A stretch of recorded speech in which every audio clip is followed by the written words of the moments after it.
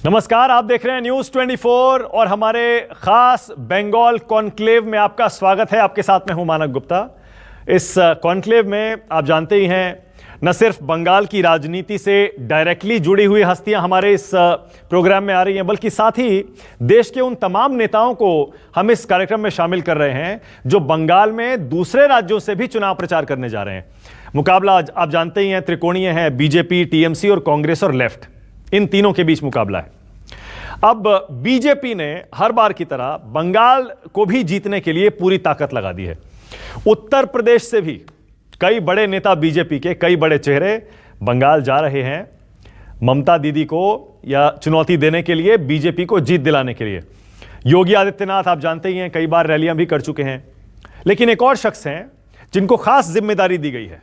इस बार आ रहे हैं आपकी टीवी स्क्रीन पर उत्तर प्रदेश के उप मुख्यमंत्री केशव प्रसाद मौर्य। मौर्य जी, बहुत स्वागत है आपका न्यूज 24 के इस बंगाल कॉन्क्लेव में। मैं यहीं से शुरुआत कर रहा हूं कि आपकी रिपोर्ट अभी तक की क्या कह रही है मौर्य जी, क्योंकि आप तो कई महीनों से लगातार काम कर रहे हैं। क्या होने वाला है बंगाल में? देखिए, कई महीनों के लगातार काम करने के कारण भी और लोगों के बीच में रहने के कारण भी, बैठकों के माध्यम से, सभाओं के माध्यम से, जनसंपर्क के माध्यम से, और जो वहाँ का लोकल फीडबैक है, जो जैसा माहौल है उसके आधार पर भारतीय जनता पार्टी इस बार बंगाल में 200 पार, मतलब इसमें किसी प्रकार का किसी को कोई संशय नहीं रहना चाहिए, क्योंकि हम लगातार चुनावी समर में अलग अलग स्थानों पे जाते रहे हैं, चुनाव लड़ते और लड़ाते रहे हैं।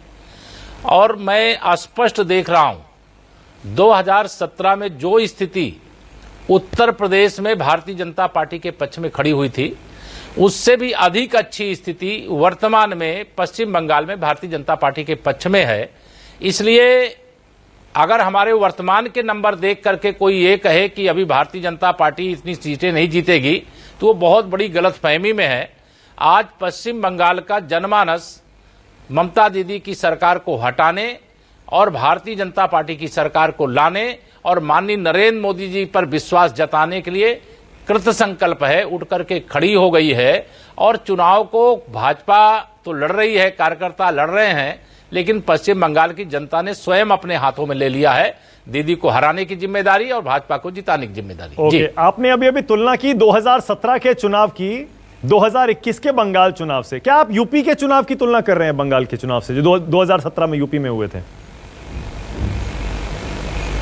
निश्चित तौर से चूंकि मैं उत्तर प्रदेश का अध्यक्ष था 2017 का जब विधानसभा चुनाव था, हमारी स्थिति यूपी में भी अगर नंबर की दृष्टि से देखते तो उस समय बहुत कम थी।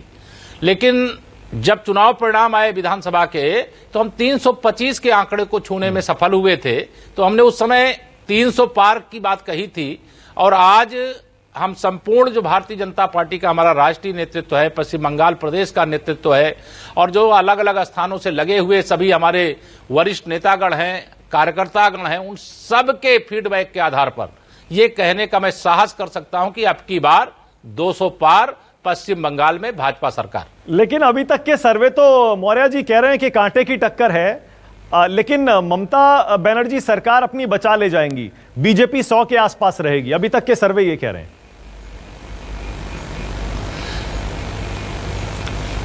देखिए, किसी सर्वे एजेंसी पर या सर्वे करने वाली किसी टीम पर मैं अपनी तरफ से सवाल नहीं उठाता, लेकिन जो सर्वे जो दिखाई दे रहे होंगे या दिखाए गए होंगे, वह सर्वे सब गलत साबित होंगे और 200 से अधिक सीटें जीत करके भारतीय जनता पार्टी सरकार पश्चिम बंगाल में शपथ लेगी।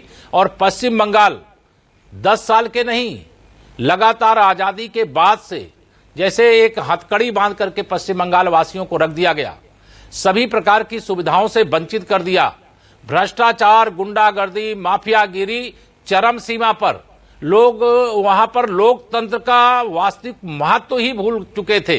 लेकिन आज सारे लोग फिर एक बार जाग चुके हैं। जैसे स्वतंत्रता संग्राम के लिए वंदे मातरम का जय घोष हो रहा था, वैसे इस समय ममता दीदी की सरकार को उखाड़ फेंकने के लिए चारों तरफ जय श्री राम है। पश्चिम बंगाल में जय श्री राम है और नंदीग्राम में भी जय श्री राम है।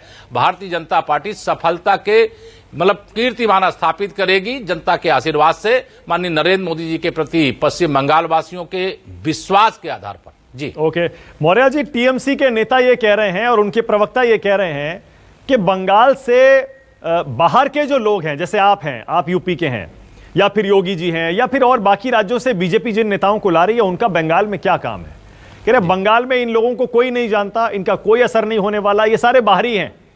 सीधा आपके ऊपर उंगली उठा रहे हैं टीएमसी वाले कि यूपी वाले बंगाल में आके बंगाल के चुनाव को कैसे प्रभावित करेंगे? ये टीएमसी के लोग बौखलाए हुए हैं, ममता दीदी बौखलाई हुई हैं, झूठ के सहारे। मतलब हम लोग कहते हैं हमारा बूथ सबसे मजबूत, टीएमसी कहती है हमारा झूठ सबसे मजबूत। बाहरी अगर कोई है तो वहां घुसपैठिए हैं, चाहे वो बांग्लादेशी घुसपैठी हो, चाहे रोहिंग्या हो, वो बाहरी हैं। लेकिन दीदी और दीदी की पार्टी का एक ही नारा है कि घुसपैठियों का साथ और भतीजे का विकास।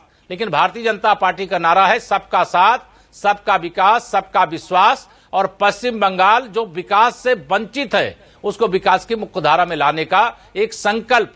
हम कहीं से, हमारे जैसे तमाम कार्यकर्ता हैं जो पश्चिम बंगाल में इस समय काम कर रहे हैं। जब देश के दूसरे प्रदेश में चुनाव होते हैं तो पश्चिम बंगाल सहित दूसरे प्रदेश के कार्यकर्ता वहां पर भी जाते हैं।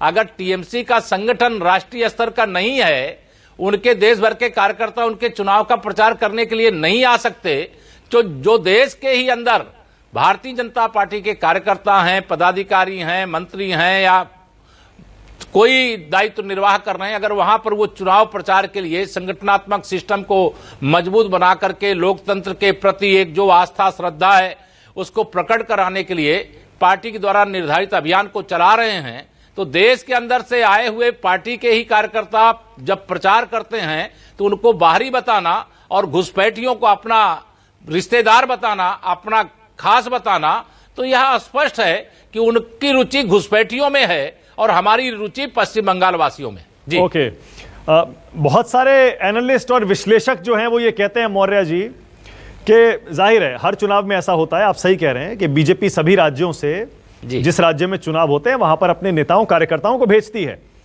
लेकिन बहुत सारे एनालिस्ट का ये कहना है कि बंगाल में जो हिंदी भाषी हैं उन हिंदी भाषी वोटरों को प्रभावित करने के लिए या अपनी तरफ आकर्षित करने के लिए यूपी, बिहार, एमपी, राजस्थान, इस तरह के राज्यों से बीजेपी अपने बड़े नेताओं को भेज रही है। क्या आपका जो निशाना है या आपके जो टारगेट पर है वो हिंदी भाषी लोग हैं क्या बंगाल के?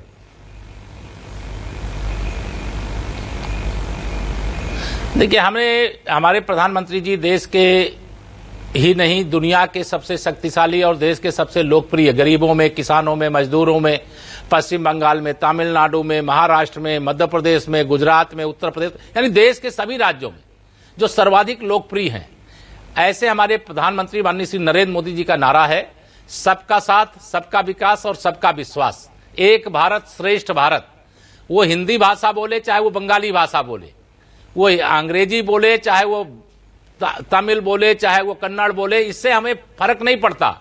हम सबको साथ में लेकर के, सबको एक साथ नहीं, मैं इसलिए नहीं पूछ रहा था। नहीं, आप सही कह रहे हैं, आप सबको टारगेट कर रहे हैं। लेकिन मौर्य जी, मैं उन नेताओं की बात कर रहा हूं जिनको बांग्ला बोलनी नहीं आती है, जैसे आप हैं। मुझे नहीं पता आपको बांग्ला आती है या नहीं आती है, तो वहां जाके जब ये हिंदी भाषी नेता प्रचार करेंगे तो वो हिंदी में बोलेंगे, तो ज्यादा जो असर होगा आपके भाषणों का वो तो हिंदी भाषी लोगों पर होगा।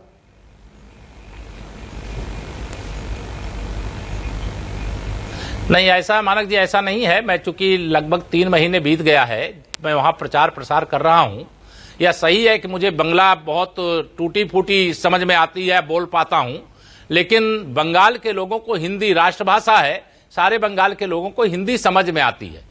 इसलिए इस बात को लेकर के कि कोई बंगाली बोलता है तो वो हिंदी नहीं समझता है। हाँ, हम हिंदी बोलते हैं, हमें बंगाली हो सकता है समझ में पूरी तरह से ना आवे, लेकिन हम भी 50-60% अब समझ ले रहे हैं और जल्दी हम पूरी तरह से बंगाली भी समझने लगेंगे। और हमारे देश का इतना महत्वपूर्ण राज्य, जहां से हमारी पार्टी के एक तरह से जन्मदाता कहिए, संस्थापक कहिए, डॉक्टर श्यामा प्रसाद मुखर्जी जी की जन्मभूमि है, स्वामी विवेकानंद जी की जन्मभूमि है, नेताजी सुभाष चंद्र बोस जी की जन्मभूमि है, मतलब ये महापुरुषों की धरती है। और उस धरती पे जाना और वहां पे पार्टी के निर्देश पर काम करना, और पार्टी के निर्देश पे काम करते हुए मैं जा रहा हूं। अगर मेरे किसी कार्यक्रम में 5,000 10,000 लोग आ रहे हैं वो चाहे हिंदी भाषी हो चाहे गैर हिंदी भाषी हो, तो इसमें कहीं भेद अगर किसी के मन में है तो टीएमसी वालों के मन में है, लेकिन भारतीय जनता पार्टी और पश्चिम बंगाल की जनता के मन में कोई भेद नहीं है।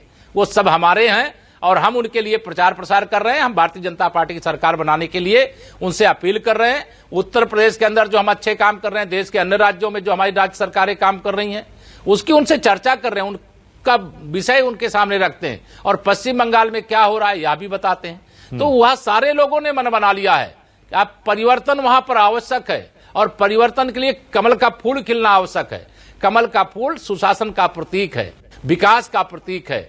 मोदी जी के मॉडल को, मोदी जी के विजन को अगर धरती पर उतारने का काम करना है तो भारतीय जनता पार्टी की सरकार बनाना आवश्यक है। इसीलिए दीदी की पूरी तरह से दुकान उखड़ गई है, टीएमसी में भगदड़ मची हुई है। टीएमसी के बड़ी संख्या में नेता पदाधिकारी वह भारतीय जनता पार्टी परिवार का हिस्सा बनना चाहते हैं और जो यह माहौल है वह स्पष्ट बता रहा है कि पश्चिम बंगाल भाजपा का हो चुका है। वहां की जनता ने भाजपा को अपना आशीर्वाद दे दिया है, केवल वोट पड़ना बाकी है, वोट गिनना बाकी है और 2 मई वोटों की गिनती होनी है। इसलिए मैं कहता हूं कि 2 मई दीदी गई। मौर्य जी ठीक है, ओके, लेकिन मौर्य जी क्या आप अपने अयोध्या के इस भव्य राम मंदिर का मुद्दा भी बंगाल चुनाव में उठा रहे हैं क्या? जब आप वहां जाते हैं, सभाएं करते हैं या लोगों से बात करते हैं, तो क्या यूपी के नेता वहां जाकर राम मंदिर का, जय श्री राम का मुद्दा उठा रहे हैं?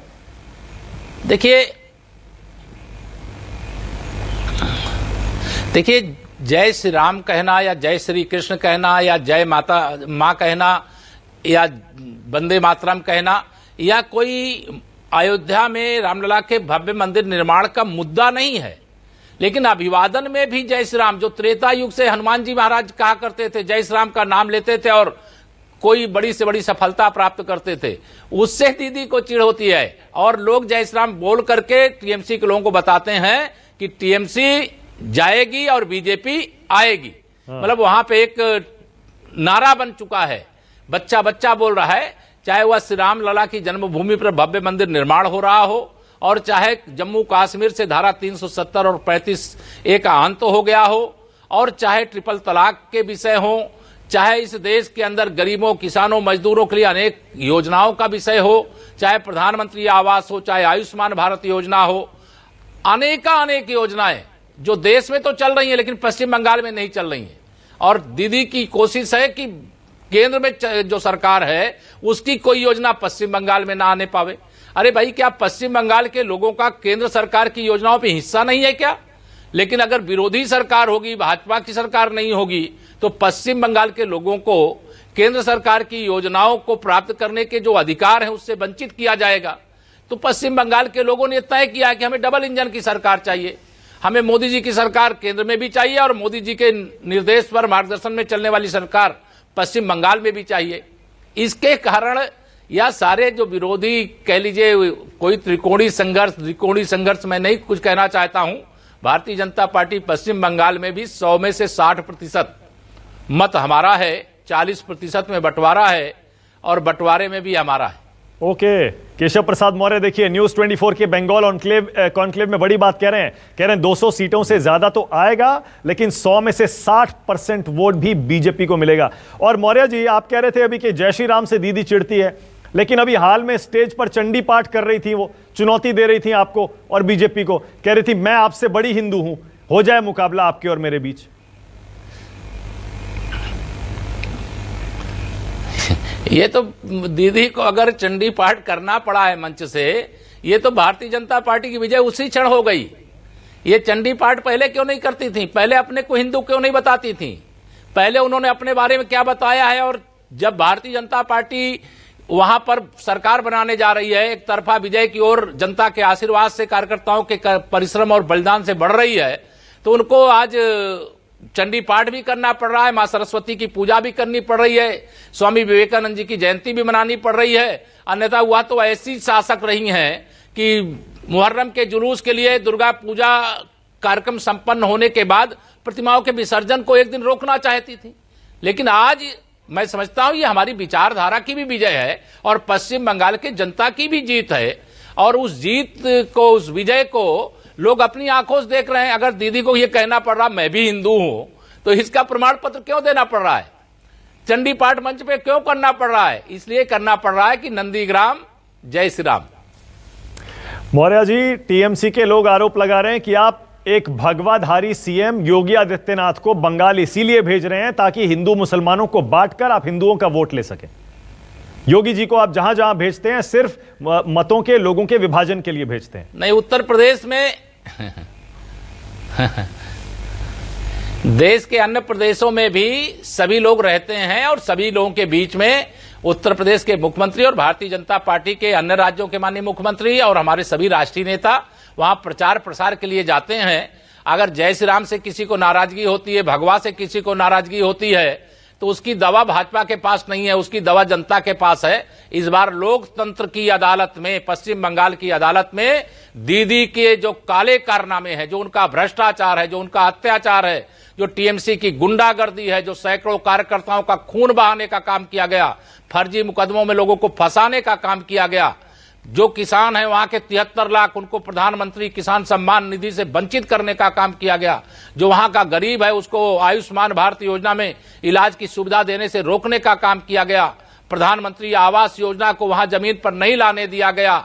अनेक ऐसी योजनाएं हैं जिससे पश्चिम बंगाल के लोगों को वंचित करने का दीदी ने काम किया है और यह पश्चिम बंगाल की 10 करोड़ जनता के साथ अपराध किया गया है और उस अपराध की सजा वहां की जनता देने के लिए तैयार बैठी है। ओके, आप देखते रहिएगा, मैं जो कह रहा हूं 2 मई दीदी गई। ओके मौर्य जी, आपने कहा और लगातार बीजेपी के नेता कहते हैं कि बंगाल में अभी तक यही हुआ, हिंदुओं को दबाया गया, हिंदुओं के साथ भेदभाव किया गया। आप मानते हैं कि अगर बीजेपी जीते इस बार बंगाल में तो एक हिंदू मुख्यमंत्री होना चाहिए? हिंदू से मेरा मतलब जैसे योगी जी हैं जो कि अपना धर्म, जैसे भगवा पहनते हैं, बाकायदा अपना धर्म छिपाते नहीं हैं। आप भी चाहेंगे उस तरह का कोई हिंदूवादी नेता पश्चिम बंगाल का मुख्यमंत्री बने? देख, जो विषय मेरा नहीं है उस पर मुझसे जवाब मत लीजिए। ये तो पश्चिम बंगाल में भारतीय जनता पार्टी के 200 से अधिक विधायक बनेंगे, यह मुझे विश्वास है, और वह विधायक दल और केंद्रीय नेतृत्व तो इस बात को तय करेगा। यह अभी का विषय नहीं है, लेकिन पश्चिम बंगाल में भारतीय जनता पार्टी की सरकार बनेगी, भारतीय जनता पार्टी का मुख्यमंत्री बनेगा। बहुत बहुत धन्यवाद केशव प्रसाद मौर्य, यूपी के उप मुख्यमंत्री, इस दिलचस्प बातचीत के लिए। मौर्य जी साफ साफ कह रहे हैं 60% वोट बीजेपी जीतेगी और 200 से ज्यादा सीटें इस बार बंगाल में 2 मई दी गई। केशव प्रसाद मौर्य, बहुत बहुत शुक्रिया न्यूज़ 24 के इस खास बंगाल कॉन्क्लेव में आने के लिए। छोटा सा ब्रेक ले रहे हैं, देखते रहिए न्यूज़ 24।